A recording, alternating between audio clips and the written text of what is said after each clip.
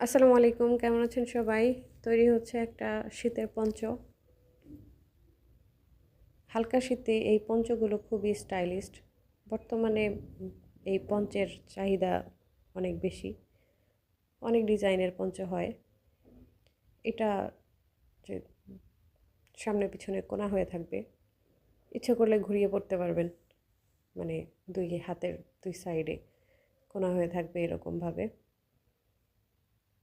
তো গত বছর এটা করেছিলাম এই কালার কম্বো দিয়ে। ওই ছবিটা দেখে এক আপু অর্ডার করেছে। পঞ্চতে ব্যবহার করছি দুই প্রকারের উল। একটা হচ্ছে মিল্ক কটন এবং আরেকটা হচ্ছে অ্যাক্রিলিক উল। উলগুলো নিয়েছিলাম হ্যান্ডিক্রাফট হাউস থেকে।